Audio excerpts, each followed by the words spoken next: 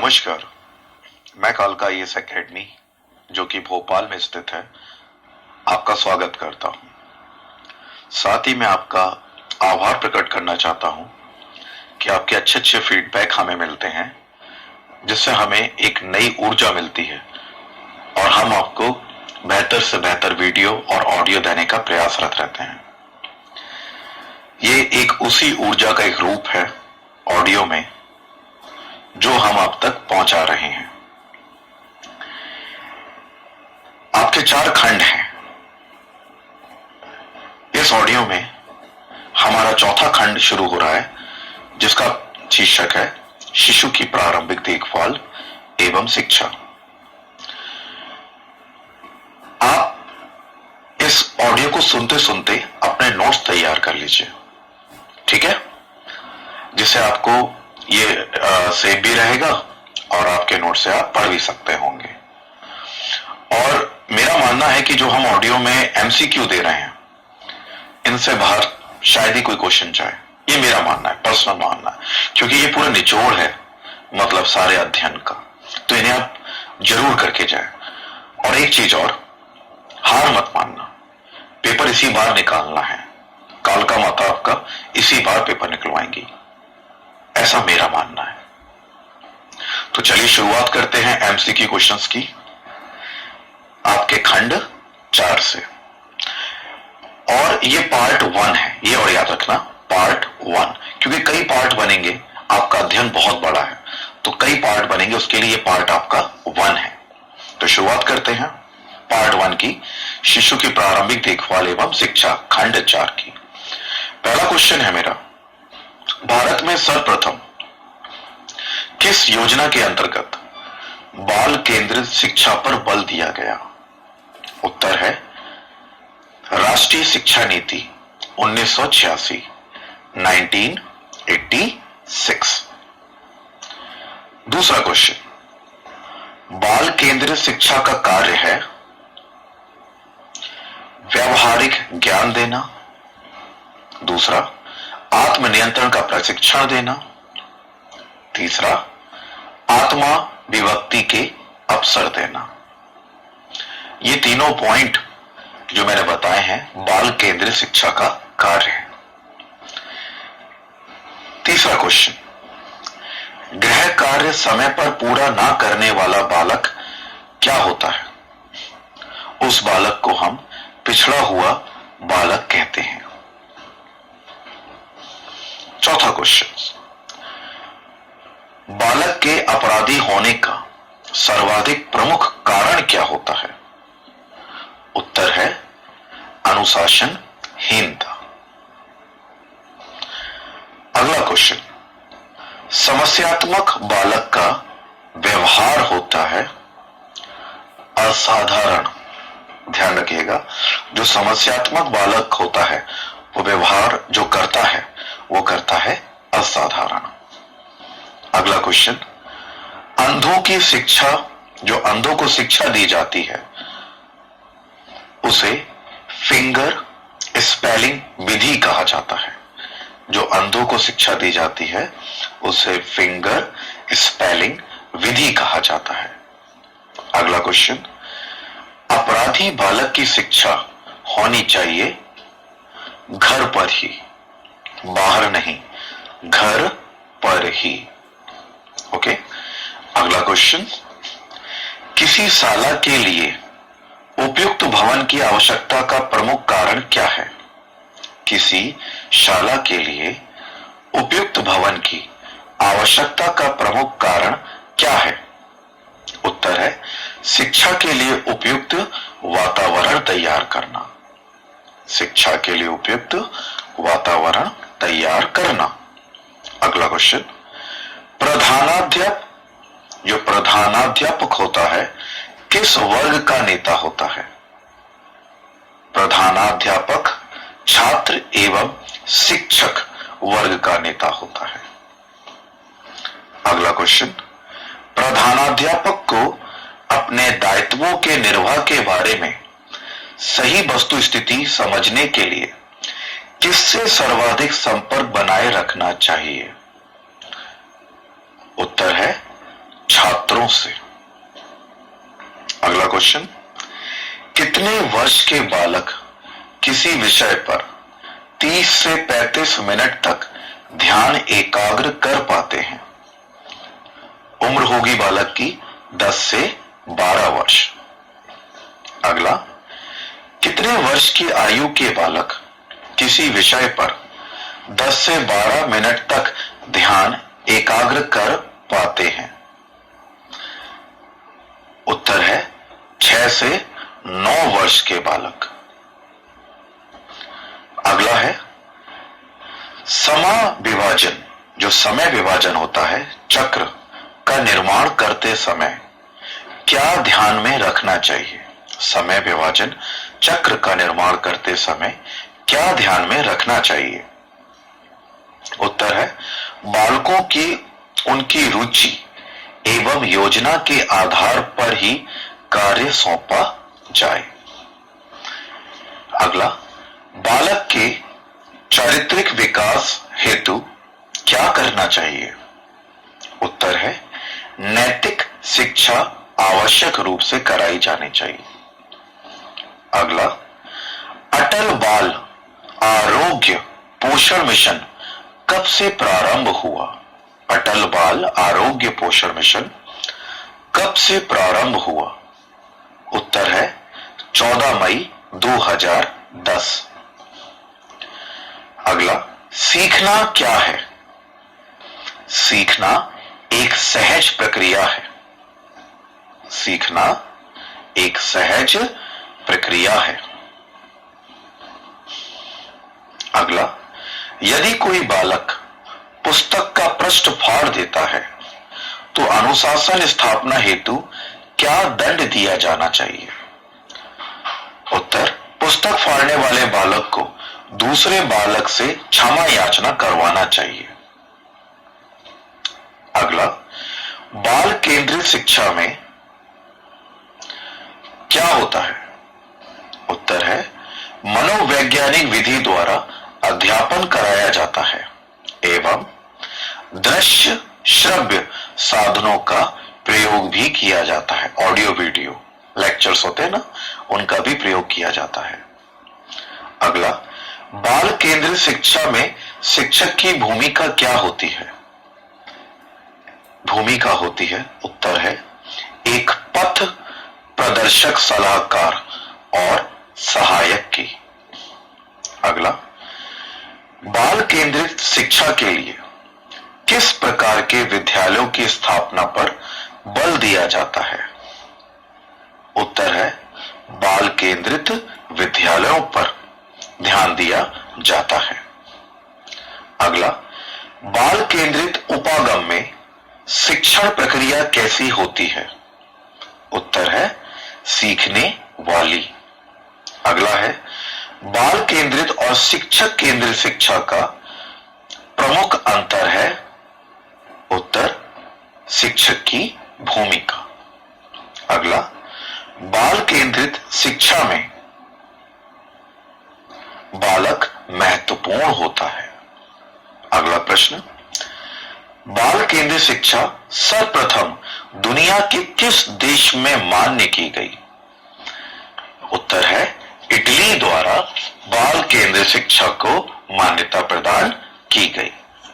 अगला, जीवन की किस अवस्था को सुखद वर्षा तथा प्रकाश की अवस्था कहा जाता है? उत्तर है, किशोरावस्था को। अगला, सीखना तब से प्रारंभ हो जाता है जब बच्चा अपनी मां के गर्भ में होता है। यह कथन सही है या गलत? जी हां, यह कथन सत्य है। अगला, किशोरावस्था में किस प्रकार का निर्देशन उपयोगी होता है? उत्तर है, व्यावसायिक, शैक्षिक एवं वैयक्तिक, ये तीनों प्रकार के निर्देशन उपयोगी होते हैं किशोरावस्था में। अगला, अनुभव द्वारा व्यवहार में परिवर्तन लाना अधिगम कहलाता है। अगला, जब एक छात्र ने सीखा नहीं, इसका तात्पर्य है शिक्षक ने पढ़ाया नहीं। कथन किसका है? ये कथन है किल पैट्रिक का। अगला, किशोरावस्था बड़े संघर्ष, तनाव, तूफान तथा विरोध की अवस्था है। कथन है स्टेनले हॉल का। अगला, अधिगम बालक की शारीरिक और मानसिक परिपक्वता पर आधारित होता है। अगला प्रश्न, दोहराने की प्रवृत्ति क्या होती, किसमें होती है? दोहराने की जो प्रवृत्ति होती है वो शैशवावस्था में होती है। अगला, मॉन्टेसरी ने अनौपचारिक शिक्षा का सर्वोत्तम स्थल माना है घर को। अगला, शैशवावस्था के लिए उत्तम शिक्षण विधि है मॉन्टेसरी विधि, खेल विधि, किंडर गार्टन विधि। ये तीनों विधियां बहुत महत्वपूर्ण है शैशवावस्था के लिए। अगला, लोकतंत्र में शिक्षा का सर्वाधिक महत्वपूर्ण उद्देश्य है सभी को शिक्षित करना। अगला, मन बुद्धि बालक की बुद्धि लब्धि कितनी होती है? उत्तर है 60 से कम होती है, 60 से कम होती है। ये जो ऑडियो लेक्चर दिया जा रहा है ये कालका आईएएस एकेडमी की तरफ से दिया जा रहा है और आप डायरेक्ट पेन ड्राइव में भी ले सकते हैं और हमारे कोचिंग संस्थान में भी आके ले सकते हैं। हमारा कोचिंग संस्थान भोपाल एमपी नगर जोन 1 में मनोहर डेयरी के पास स्थित है। तो चलिए आगे करते हैं। किशोरावस्था की प्रमुख समस्या क्या है? किशोरावस्था की प्रमुख समस्या है समायोजन की। वो समायोजन नहीं कर पाते। अगला, विद्यार्थियों में राष्ट्रीय भावना जागृत करने का महत्वपूर्ण माध्यम है शिक्षा। अगला, बाल विकास निर्भर करता है वंशानुक्रम पर और वातावरण दोनों पर। अगला, मनोविश्लेषण विधि का जन्मदाता किसे माना जाता है? उत्तर है फ्राइड को। अगला, बाल अवस्था होती है 5 से 12 वर्ष के मध्य। कहीं कहीं पे 6 से 12 रहती है लेकिन इसकी शुरुआत 5 वर्ष तक शैशवावस्था खत्म होती है और शुरू हो जाती है बाल अवस्था। फिर 9 वर्ष तक रहती है पूर्व, उसके बाद रहती है उत्तर बाल अवस्था। तो 5 से 12 आप लिखेंगे और अगर 6 से 12 आता है, 5 से 12 नहीं आता तो 6 पे आप टिक लगाएंगे। अगला है, बालकों की दक्षता का मापन किया जाता है तुलनात्मक विधि द्वारा। तुलनात्मक विधि द्वारा। देखिए हम थोड़ा सा स्पीड से पढ़ रहे हैं कि हमें क्वेश्चंस बहुत सारे करने हैं, तो मैं हर प्रश्न का विश्लेषण नहीं कर सकता। इसका विश्लेषण के लिए आप YouTube पे जाइए, कालका आईएएस को सब्सक्राइब करिए। वहां पे आपको हर क्वेश्चन का मतलब कम से कम 50% क्वेश्चंस का विश्लेषण किया जाकर आपको मिलेगा। चलिए तो अगला क्वेश्चन है, विकास दिशा सिद्धांत के अनुसार विकास होता है, कहां से होता है? सिर के पैर की दिशा में। सिर से पैर की दिशा में। ओके। अगला, बालकों में स्वतंत्रता की आकांक्षा प्रबल होती है, किसमें अवस्था में? किशोरावस्था में। अगला, जन्म से मृत्यु तक चलने वाली प्रक्रिया विकास कहलाती है। अगला, चरित्र विकास का प्रमुख मुख्यतः संबंध है नैतिक विकास से। चरित्र विकास नैतिक विकास से संबंधित होता है। अगला, यौन शिक्षा देने वाले अध्यापक में कौन सा गुण होना आवश्यक है? उनको जो यौनांगों होते हैं उनका ज्ञान होना आवश्यक है। जो यौन शिक्षा देते हैं उन्हें जो यौन अनांग होते हैं उनका ज्ञान होना बहुत जरूरी है। अगला, बालकों के सर्वांगीण विकास की जिम्मेदारी है समाज की, स्वयं बालक की और शिक्षक एवं पालक की, इन तीनों की जरूरी मतलब भागीदारी होती है बालक के सर्वांगीण विकास के लिए। अगला, बालकों में प्रदर्शन की भावना सर्वाधिक होती है किशोरावस्था में। अगला, किशोरों के उचित विकास हेतु उनका उचित मार्गदर्शन करना चाहिए, ये बहुत ज्यादा जरूरी होता है। अगला, न्यूरोटिक एक अव्यवस्था है, कैसी? कार्यात्मक। न्यूरोटिक एक अव्यवस्था है, कार्यात्मक। अगला, न्यूरोसिस एक आवश्यक तत्व है, ये किसमें होता है, कौन से होते हैं? न्यूरोसिक, ये होते हैं भय और विद्रोह। समझ में आ रहा है? न्यूरोसिस के जो आवश्यक तत्व हैं वो है भय और विद्रोह। अगला है, माता पिता की बालक के प्रति उपेक्षा उसके संवेगात्मक विकास पर प्रतिकूल प्रभाव पड़ता है, उल्टा प्रभाव पड़ता है अगर माता पिता बालक के प्रति उपेक्षा करते हैं। अगला है, बालक के शारीरिक विकास को प्रभावित करने वाले सर्वाधिक महत्वपूर्ण कारक है उत्तम स्वास्थ्य। उत्तम स्वास्थ्य। अगला, बालकों के मानसिक स्वास्थ्य के विकास में सर्वाधिक बाधा पहुंचाती है हीनता की ग्रंथि।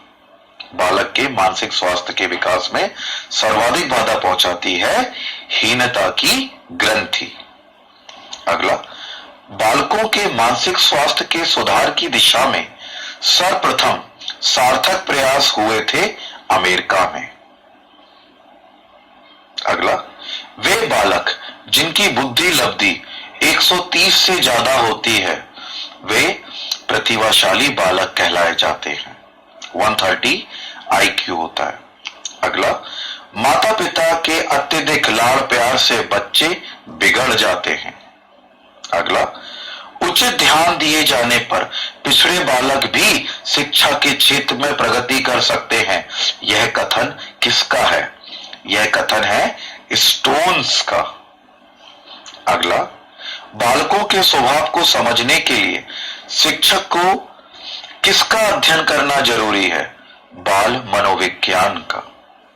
अगला, मानसिक दुर्बल व्यक्तियों में सीमित समायोजन का स्तर होता है निम्न। अगला, बाल मनोविज्ञान में अध्ययन किया जाता है बालक के जन्म के पूर्व गर्भावस्था से लेकर किशोरावस्था तक। ये ध्यान रखना, किशोरावस्था तक होता है। अगला, छात्र केंद्रीय शिक्षा के प्रमुख तत्व हैं उत्प्रेरण, अभिप्रेरण, संप्रेक्षण। ये तीनों हैं, उत्प्रेरण, अभिप्रेरण एवं संप्रेक्षण। अगला है, सीखने के प्रति रुचि का मुख्य आधार है जिज्ञासा। अगला, कौन सा अभिकरण मानसिक स्वास्थ्य के विकास में अधिक प्रभावशाली है? उत्तर है परिवार। अगला, मानसिक स्वास्थ्य विज्ञान का अभिप्राय मानसिक स्वास्थ्य के नियमों की खोज करना तथा उनके संरक्षण के लिए उपाय बताना है। यह परिभाषा है ड्रेवर की। अगला, परिवार, विद्यालय एवं सामाजिक परिवेश बालक के मानसिक स्वास्थ्य को प्रभावित करने वाले कौन से घटक हैं? उत्तर है पर्यावरणीय घटक। अगला, प्रतिभाशाली बालक की बुद्धि लब्धि कितनी होगी? अभी बताया था 130 से ज्यादा या 140 के ऊपर भी माना जाता है। अगला, अंधे बालक को किस पद्धति से शिक्षा देना सही है? ब्रेल लिपि से। अगला, पिछड़े हुए बालक की बुद्धि लब्धि कितनी से कम होती है? 85 से कम, 85 से कम होती है। अगला, प्रतिभावान बालक में कौन कौन से गुण होते हैं? ईमानदारी होता है, समय की पाबंदी होती है, कर्म जो कर्तव्य हो, निष्ठा होती है, लेकिन जो बातुनीपन होता है ना वो नहीं होता। प्रतिभावान बालक शांत रहते हैं, उनमें बातूनीपन नहीं होता। अगला, पिछड़े हुए बालक की सर्वोत्तम परिभाषा दी है सिरिल बर्ट ने। सिरिल बर्ट ने पिछड़े हुए बालक की सर्वोत्तम परिभाषा दी है। अगला है, प्रतिभावान बालक किस प्रकार के खेल पसंद करता है? मानसिक खेल उसे ज्यादा पसंद आएंगे। अगला, विकलांग बालक में किस प्रकार की भावना घर कर जाती है? आत्म दैन्य की भावना। ध्यान रखना, आत्म दैन्य की भावना उसके अंदर घर कर जाती है। अगला, उद्वेगों के संघर्ष में किन विषयों का अध्ययन किया जाता है? तिरस्कार का और अशिक्षित का। जो उद्वेगों के संघर्ष एक विषय है, उसमें तिरस्कार एवं अशिक्षित का अध्ययन किया जाता है। अगला, साइकोपैथिक बालक का मस्तिष्क कैसा होता है? रुग्ण मस्तिष्क का बच्चा होता है। जो साइकोपैथिक होगा वो रुग्ण मस्तिष्क का बच्चा कहलाया जाएगा। अगला, परिवर्तन की अवस्था कहा गया है किशोरावस्था को। अगला, बालकों के भय को दूर करने का सही उपचार है बालक में आत्मविश्वास पैदा करना। अगला, सीखना विकास की प्रक्रिया है। किसका कथन है ये? वुडवर्थ का। अगला, बालकों की व्यवहार संबंधी समस्याओं पर सबसे अधिक प्रभाव पड़ता है वंश परंपरा का।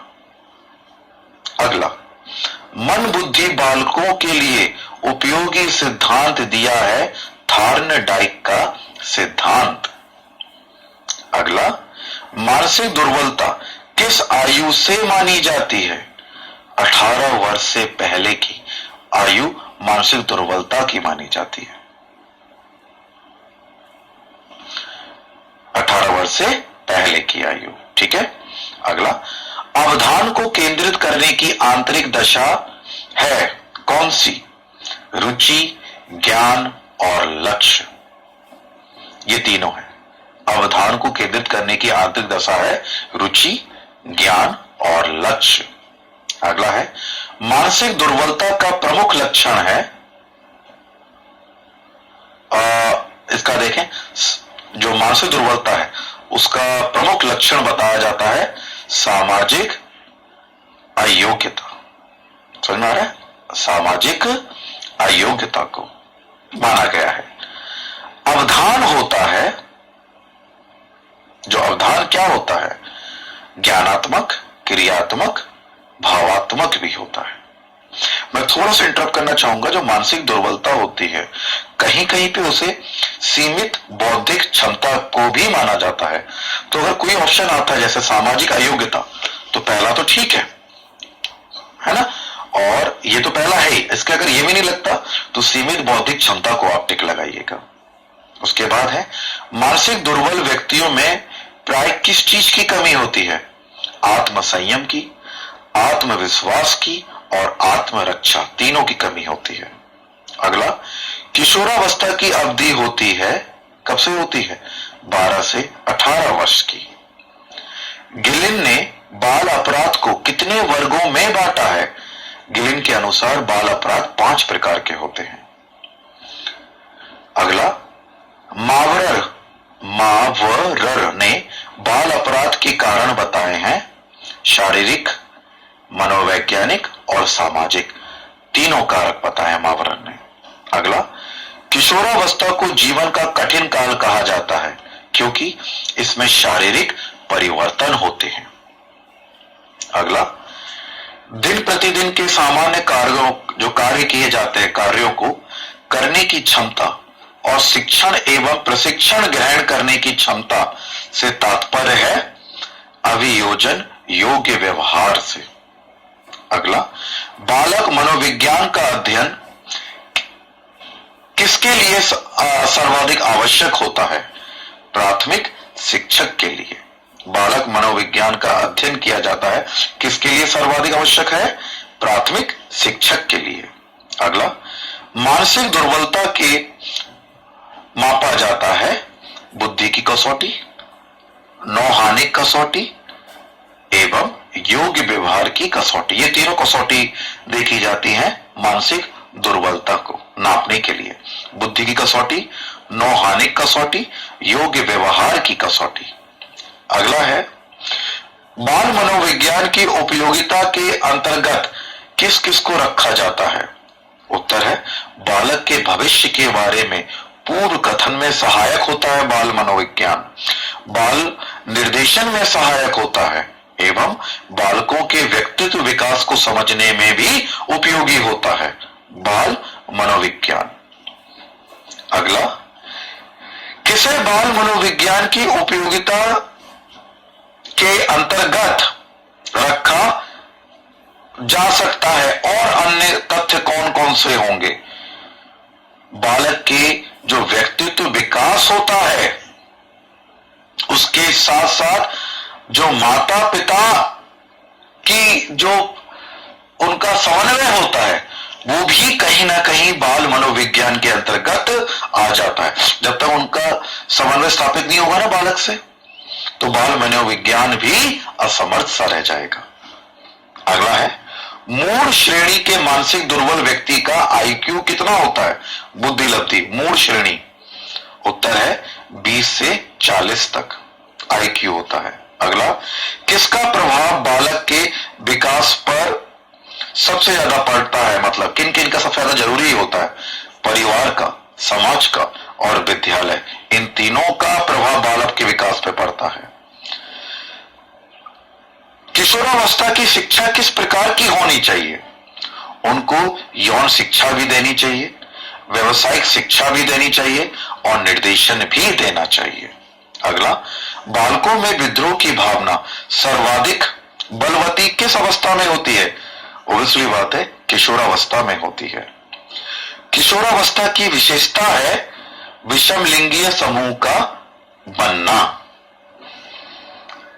और इस पार्ट 1 ऑडियो लेक्चर का अंतिम क्वेश्चन है, बालकों की संवेगात्मक अभिव्यक्ति को प्रकट करता है उनका क्रोध में वस्तुओं को फेंकना। तो हम उम्मीद करेंगे आपको ये क्वेश्चन समझ में आ रहे होंगे। अभी हमारा अगला खंड भी खंड 4 के अन्य क्वेश्चन, अभी खंड ये पार्ट 1 था, खंड 4 पार्ट 2 में भी खंड 4 कंटिन्यू बना रहेगा।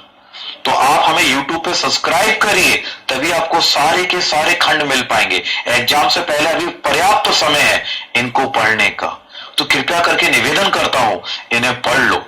इनसे बाहर कुछ नहीं जाएगा, इनसे मिले जुले ही क्वेश्चन आएंगे। जब आप पेपर दे के आओगे तब कहोगे। पिछली बार भी हमारे यहाँ से 18 महिलाएं निकली थी, हमने ऑडियो लेक्चर अंतिम समय में दिए थे उनको, जिससे वो दोहरा सके हर समय। इन्हें जरूर करके जाना, किताबें तो बहुत पढ़ ली तुमने, 7-8 दिन बचे हैं, इन्हें भी पढ़ के जाना, है ना।